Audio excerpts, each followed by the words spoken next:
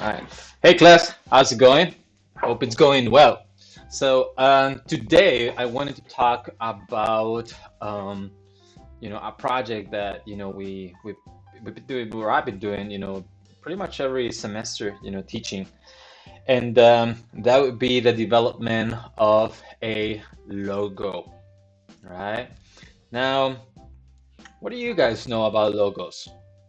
All right, I want you guys to start thinking, right? I mean, what do you know about logos? So, usually we go through this exercise, of researching logos, right? Find out what's good about them, which ones are meaningful, which ones, come to your mind as soon as I say the word logo, right? What comes to your mind, right? And the reality, right, is that doing this exercise, we really find out that logo can mean many, many things, right? It is actually quite an interesting word to look up, right? I'm not gonna try to make things up, right? So, but if we go to our Merriam-Webster, right, and we type in logo, right, we can look, right? Definition of logo. It's an identifying symbol, as for in advertising, right?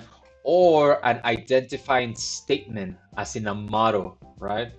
Motto, I don't know, what do you think of a motto? But I think of motto, um, for like school mottos, right?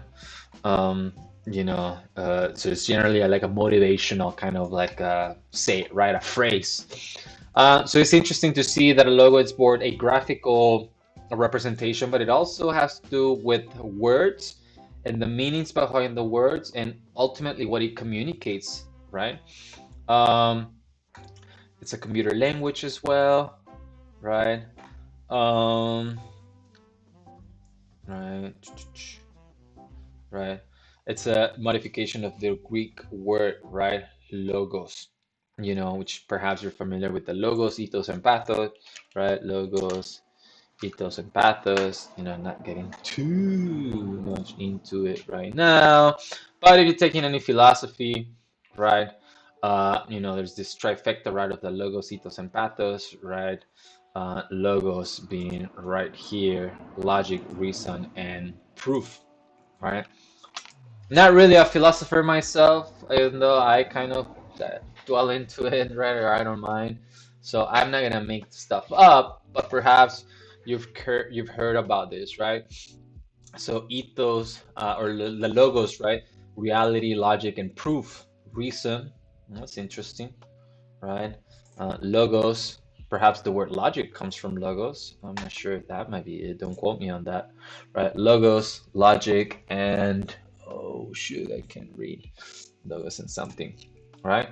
Logic, reason, and rationality, right? So logos are rational, right? I mean, it's something that we recognize, and it's so embedded within our society, our economic system, you know, or you name it, right? Logos are um, something, that really are engraved in our head.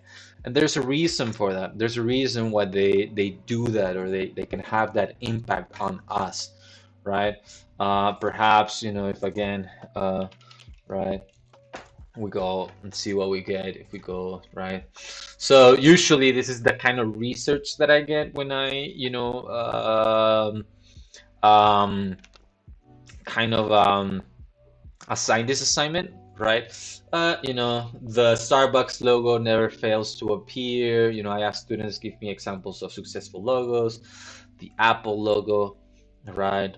And pretty much anything that you buy, right? I mean, anything that you consume, anything that you use, right? It's most likely, right, associated with a logo. Anywhere where you shop, what you drive, it has a huge ramifications, right? It becomes a standard, right? I mean, it becomes a representation for something deep. So our assignment or our task is to create a logo, right? A logo in this case, right? We're going to use a native plant from the desert as our client, client, and we're going to use um, geometry as our tool and means of communication. I will explain more what we're gonna do exactly, right? But just think of geometry, right? I think I asked you guys to start doing your first preliminary research, right? Geometry of the desert was the tag. I asked you guys to post three species of the Chihuahuan Desert, which is where we inhabit right now. Okay. Um, so before that, though, I would like to have perhaps a short discussion and a short video on again how are some of these logos made, what makes a good logo, what the process behind them can be, right? And how are we going to use this, apply it into your logo? Okay, so I found this article actually at the beginning of the semester that I think it sums up everything beautifully, right? It's actually from Adobe. It's part of their, I don't even know what, to be honest with you. I guess they have like database of articles. But it says right here, right?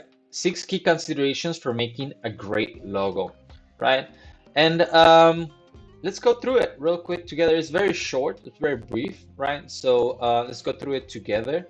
I'll post the links on, on Blackboard or, here YouTube, wherever we are, so you can read along. I don't know how good the quality would be right here for you to read along. Let me see if I can make this smaller. I don't know if making it smaller is gonna help, um, but let's see what this article says right here, right? Trying to summarize Brad through a logo can be a challenging, right? Can be challenging from a creative and technical, right, perspective. Great logos are some of the most recognizable and resonant symbols, right, out there.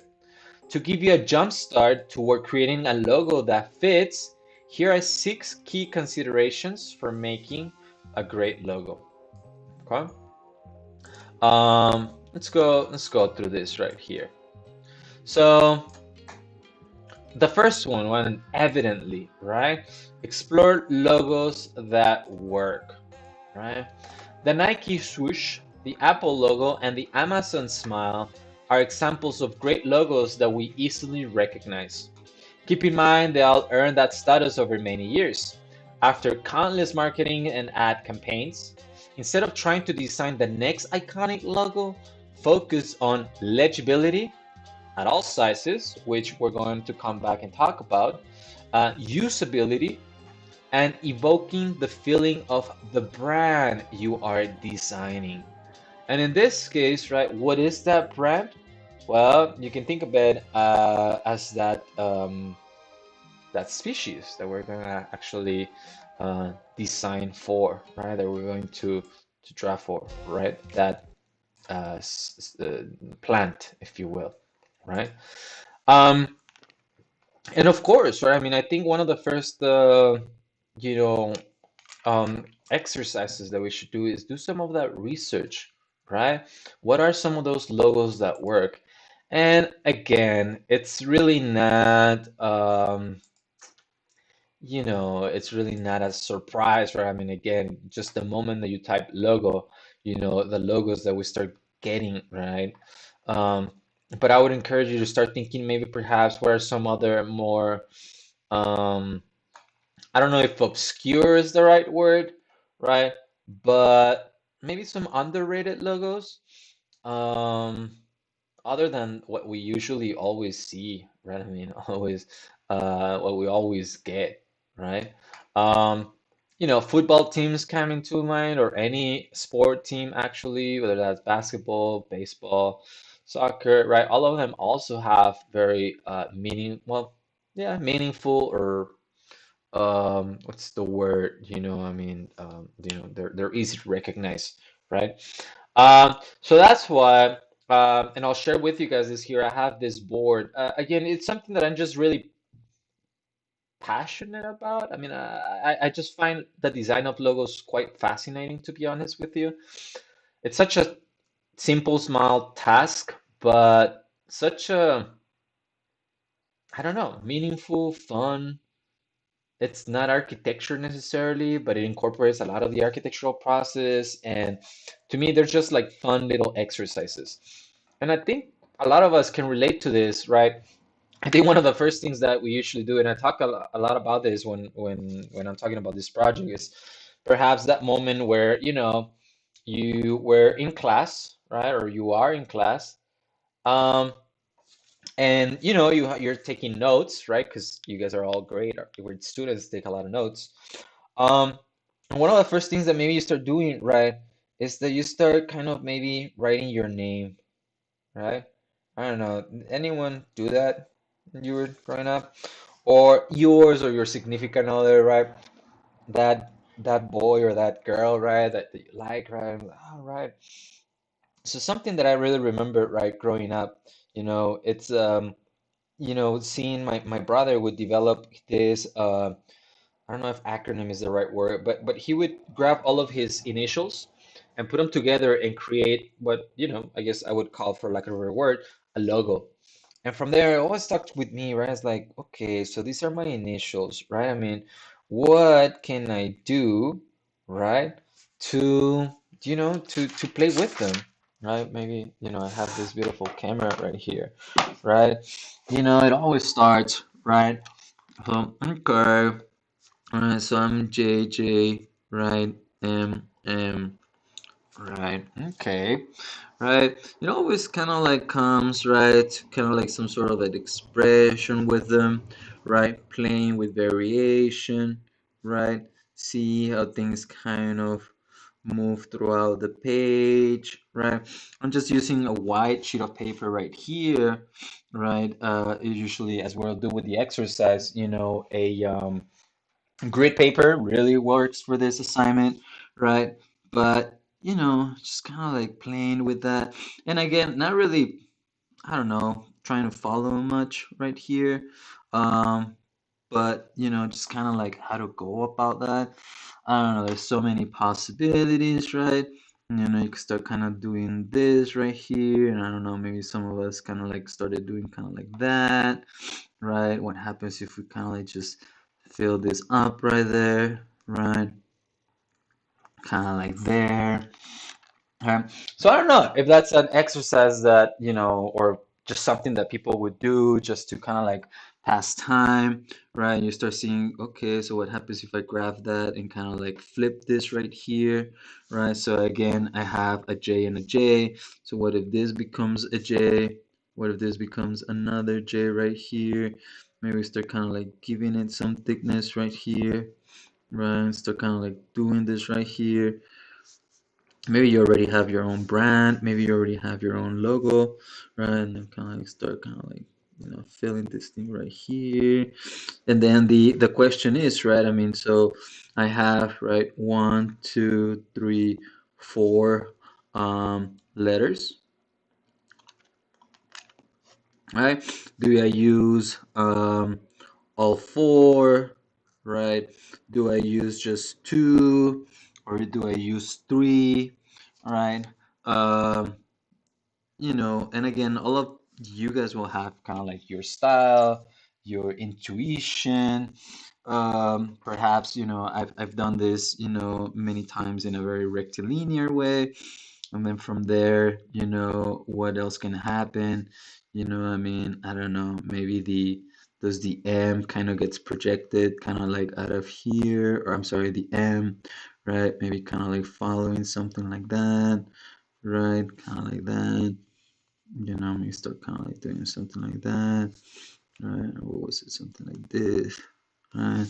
So JJMM, and again, this camera doesn't have the greatest focus or anything like that. But you see how, I mean, the possibilities are really, really just endless, right? I mean, again, when you, excuse me, when you start kind of mirroring, right? What happens when I kind of like send that right there, right? That's just kind of like taking on another shape, which is always interesting, right? And then what if I start bringing like a J right here, even though that looks like an L, right?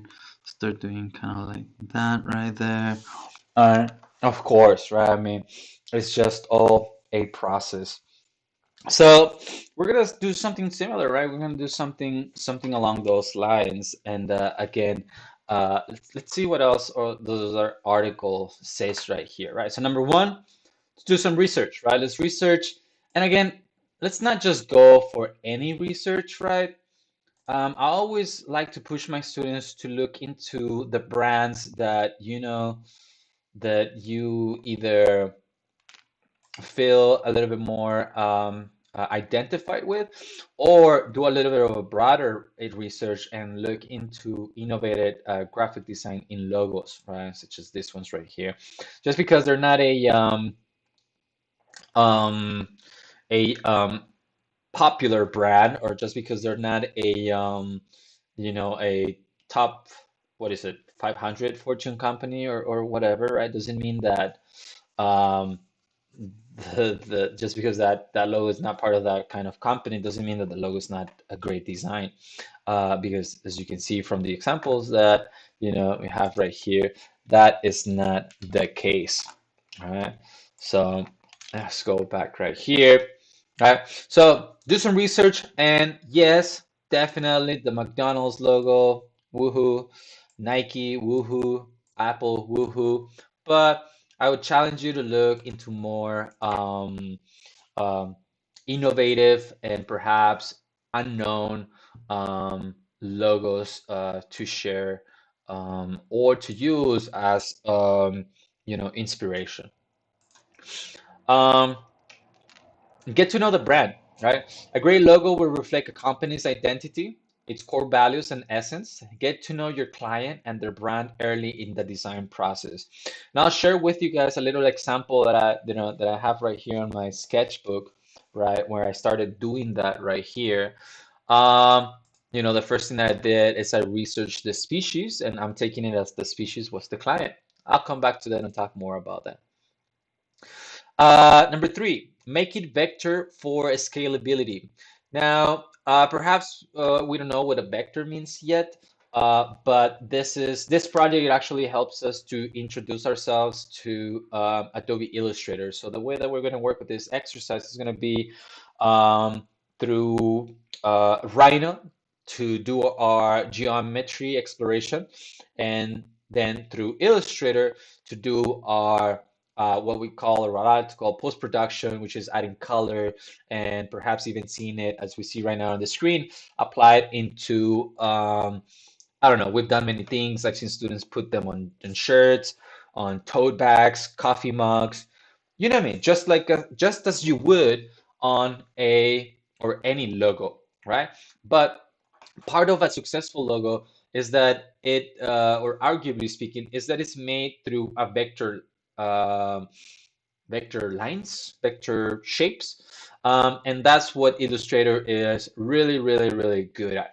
Okay, and don't worry about that. We'll talk about that. But definitely, the idea is that this logo should be able to look as great on a pen, right? And also on a shirt, perhaps, right?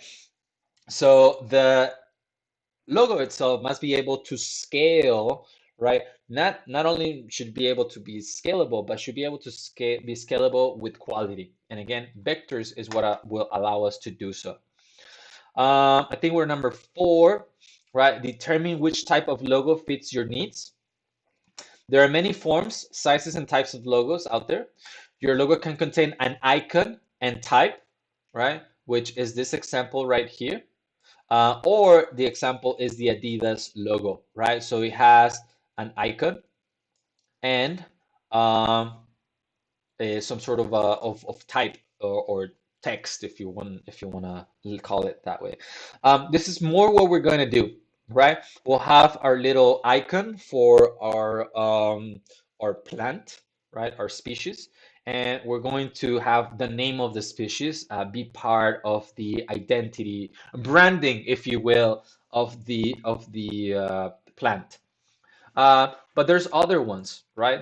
It could be just an icon like the Apple logo, which is just the Apple logo. I'm sure that it's so familiar to you guys that I don't even need to show it to you, right? Or type only, called a word mark or monogram, like the Coca-Cola logo. Again, the moment that I see Coca-Cola, I'm sure that you automatically know which ones I'm talking, or which logo I'm talking about. As you experiment, decide which logo type best fits your needs. And again, we'll be working along these lines right here, both with an icon and exploring type as well, so that we can practice with both methods. Number 5, streamline your logo. A logo should be easily recognizable as a representation of your brand. Legibility is vital, so beware of over designing. A logo with clean, simple design elements quickly and easily conveys brand identity. The best artistry in excellent logo design is where simplicity and creativity meet.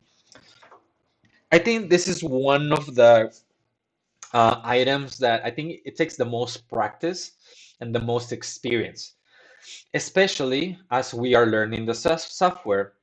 As we learn the software, I mean, it's hard to stop designing, right? I mean, it's hard to, I mean, everything is new to us. So it's easy to get carried away. Adding lines here, adding more line over there, adding a bunch of colors, adding, you name it. So it's really interesting, right? I mean, how this example goes from, what some of us might think is like, wow, that's beautiful. That's the best design I've seen in my life, to actually simplify to this version right here. And it might sound simple. It might seem something like, oh, that's simple, but it's not. Actually, one of the hardest part, I think, of design sometimes is to know when to stop and to know how to go as far as you can, and then getting there, and then being brave and saying, okay, let's go back. Let's go back. And even though I've done all of this work, right? I still decide to come back and leave it simple. It's one of the toughest, I think, parts of this exercise. And again, it's just an exercise for class, but do keep thinking about simplicity as you work with your design. There's this great, now that I think about it, documentary on the Instagram logo. I think it was the abstract. Um, Documentary. Yes, I think if you if you um if you have Netflix, right? Um, I really recommend that you check it out. It's awesome. And there's one about this guy that is the designer of the Instagram logo, and how they went from this version, which if you've been an Instagram user since the early days, as me, you would definitely automatically recognize. But then it's really interesting how we've gotten to this point. Then it's incredible to see the amount of work that was placed to go from here to here. So again, the documentary for that again is called Abstract. I can't remember what episode it was. I'll have to come back to you guys, but honestly, watch them all. They are amazing. I think it was this one, right? I think, yes, this is the guy. Yes, yes, right. I think his name, I don't want to get it wrong, will be Ian Spalter. But you can kind of see how they're testing the logo on the phone, and all. It's fascinating, guys. I love it. I really, really, really love it. So anyway, let's keep moving on. Simplicity. Um, Now, one that is super, super important, right? Keep iterating. Don't ever fall in love too soon or too quickly with any of your ideas. You're only going to limit yourself, and you're really going to, block right? What's about to come. So when you come up with a core idea, keep iterating, revising, refining, and reimagining it as you create new versions. Save your previous logo design versions so you can refer back to them as needed. And it's so important, guys, to have a track and a record of everything that you've done. Because even though it may not be the greatest idea then, or it may even look like a great idea then, um, there's already a seed that is being planted with that initial sketch. So keep track of your work. Review all of your versions and try combining design elements from each. Sometimes a good logo just needs a simple tweak to become great. I think this is a beautiful example, right, of different, you know, variations of the same idea. And like I said on this exercise right here, sometimes it's just about very, very subtle differences or very, very changes, right? Let's say that you try to do this one again, right? What if then you try to do something a little bit more boxy, right? Rather than you know, curvy like I did right there. And it might not seem like much, and you might think that it looks the same, right? But it's not until you see it on the piece of paper and you can compare them, right? How do they differ from each other, and how are they both of them functioning? It's not until you see them drawn that you can really judge. So don't stop drawing. Don't stop drawing, just go, right? And I think that was the last one. I think one of the probably most important ones. Um, Armed with these six key considerations, you'll be well on your way to creating a logo that fits your brand and reflects your client's missions, values, and spirits. All right, guys, cool. Well, I'm gonna stop this recording right now so they're not get too long. I'll see you guys next so that we can actually talk more about how we're starting this logo. All right, guys.